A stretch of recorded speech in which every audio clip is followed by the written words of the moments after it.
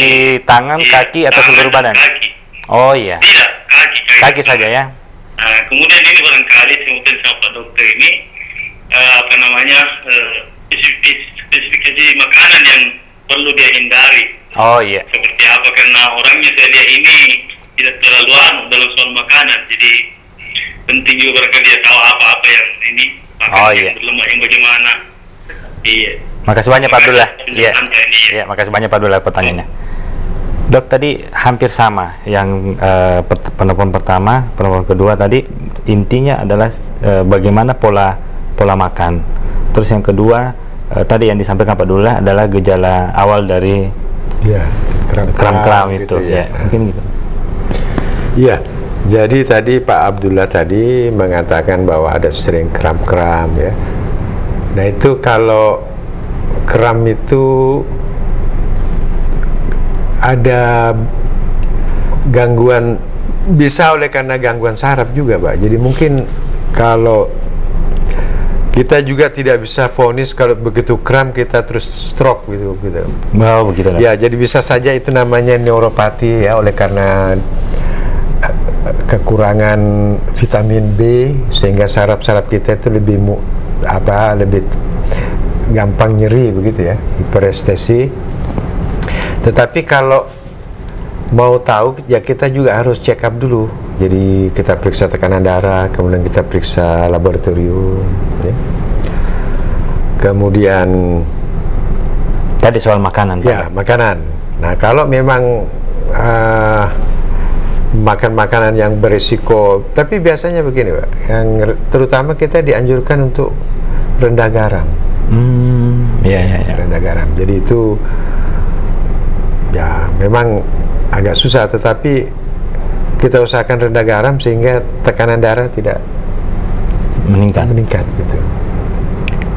Olahraga apakah masuk dalam salah satu pencegahan dari stroke ini, Dok? Betul. Jadi olahraga itu dengan olahraga yang teratur ternyata bisa menurunkan tensi. Jadi tanpa menggunakan obat-obat ya. Kita dengan olahraga yang teratur itu tensinya bisa menurun, dan juga dengan olahraga itu ternyata kita merangsang hormon-hormon yang lain termasuk endorfin di dalam otak kita sehingga kita merasa lebih senang, dan itu menjadi well-being jadi kita sehat, dan pada gilirannya tensi turun, stres juga turun. Dengan olahraga stres turun, tensi turun, sirkulasi bagus, kemudian metabolisme jadi bagus. Jadi itu semua menurunkan risiko tadi. Iya. Biasanya orang bertanya, olahraga apa yang cocok untuk stroke? Untuk kaula muda atau untuk tua, apakah beda atau ada kan olahraga itu yang high impact, ada low impact. Dalam artian bisa saja futsal itu, ataukah mungkin jangan jalan kaki saja. Sebenarnya olahraga itu kadang-kadang beda, olahraga yang keras dengan olahraga yang sifatnya untuk kesehatan ya. Ada juga olahraga yang namanya olahraga prestasi. Tentu tinju pun juga namanya olahraga. Tapi bukan berarti kita harus main tinju gitu. Tapi olahraga yang sifatnya meningkatkan fitness gitu. Jadi jalan kaki sebenarnya itu olahraga yang murah ya, tapi itu efek kesehatannya cukup bagus. Jalan kaki secara rutin tiap hari 3 km ya, tapi bukan jalan santai pengertiannya. Dia jalan kaki dalam waktu katakanlah misalnya 3 kilo, kita harus capai dalam waktu misalnya 30 menit atau dalam 20 menit gitu ya.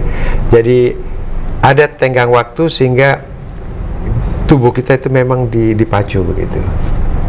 Intinya rutinitas olahraga yang penting, Dok ya. Betul. Tidak penting berat atau tidaknya. Betul. Karena tadi yang dokter sampaikan, yang penting ada keluar keringat. Ya. Setiap hari. Ya. Kalau bisa dijelaskan dari awal sampai akhir ini, Dok, mungkin apa yang harus masyarakat tahu soal bagaimana pencegahan dan apa yang harus dilakukan untuk bila mendapatkan saudara keluarga yang kena stroke? Ya, jadi terima kasih Dr. Wahyudi. Jadi kita mengetahui bahwa gejala stroke itu yang mulai dari yang ringan sampai yang berat ya. Jadi kalau yang ringan mulai dengan kram-kram setengah tubuh, separuh badan, kemudian ada kelemahan anggota gerak, ada muka mencong ya, itu sudah bisa kita pikirkan bahwa itu suatu stroke. Oleh karena itu harus kita juga waspada. Nah, tetapi kita mengerti juga yang gejala-gejala yang tiba-tiba muncul tetapi kemudian hilang juga, itu juga kita harus pikirkan suatu stroke. Misalnya pusing, tekanan darah tinggi, itu semua. Jangan sampai nanti kita sudah tiba pada kondisi yang sudah berat, jadi tiba-tiba kita kolaps jatuh, pembuluh darah pecah, atau bangun tidur sudah lumpuh. Nah, itu. Jadi faktor itu tadi kita harus cepat kita bawa ke rumah sakit. Iya dong. Kita tahu kalau kita teman-teman kita yang ada yang di daerah itu juga, mereka juga sudah tahu bahwa kalau masih ringan masih bisa ditangani, tapi kalau sudah berat biasanya harus ke rumah sakit gitu. Dan sebagai kita kata penutup pada pertemuan ini, saya kira dengan mengetahui faktor risiko tadi kita bisa menghindari stroke tadi. Jadi saya katakan tadi misalnya tekanan darah yang tinggi, ya misalnya terlalu banyak makan makanan yang fast food itu. Ya, itu yang garamnya tinggi, ngopi, merokok, itu tidak olahraga, jadi itu merupakan faktor risiko semua. Waduh, sayang sekali dok, sebenarnya masih panjang kita mau ngomong, cuma karena waktu yang memisahkan kita untuk bersama pada hari ini. Kepada pemirsa yang sudah bertanya tadi soal masalah kesehatan, terima kasih banyak, dan kami ucapkan banyak terima kasih kepada pemirsa yang sudah menelpon di 3681002. Bagi yang belum sempat bergabung bisa langsung datang ke praktek Dr. Cahyono di Rumah Sakit Ibnu Sina, dan kami akan terus berada di Celebes TV melalui Talk Healthy ini di program Sehat bersama Rumah Sakit Ibnu Sina setiap hari Sabtu. Inilah akhir kebersamaan kita pada pagi hari ini. Sampai jumpa pekan depan, kita ketemu di acara yang sama, Sehat bersama Rumah Sakit Ibnu Sina. Saya Dr. Wahyudi Muksin. Selamat pagi. Assalamualaikum warahmatullahi wabarakatuh. Salam.